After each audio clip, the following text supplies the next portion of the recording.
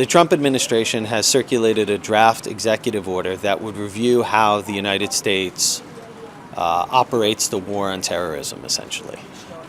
So it looks at various things that were outlawed under President Barack Obama, but practiced under President George W. Bush, including the possibility of CIA prisons overseas.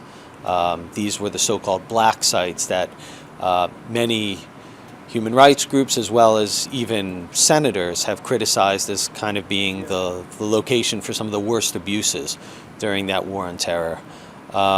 It also looks at certain practices that are banned now under past executive orders or are not in the Army Field Manual.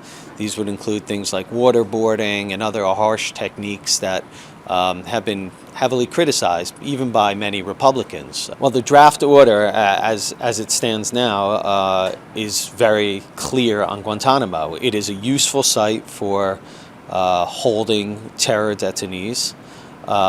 It should be maintained, and it even talks about sending newly captured enemy combatants to the detention facility.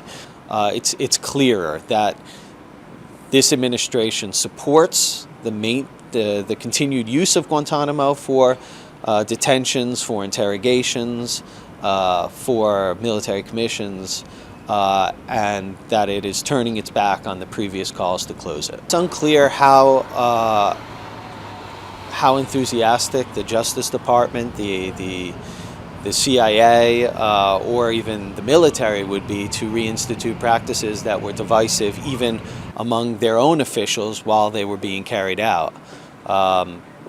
These harsh interrogation techniques, there was never really full agreement, even within those agencies, about whether they were effective, about whether they were more effective than standard interrogation techniques, and whether they ultimately hurt morale and undermined America's kind of moral clarity on how it treats detainees. One thing is certain is that people will be divided by any reintroduction of these methods, and I think not only here but overseas as well, the United States is going to have a very hard time explaining to its allies why it needs these in its fight against the Islamic State, Al-Qaeda, other organizations, what cooperation they're going to hope for from European countries that were pretty condemnatory of what the United States had been doing.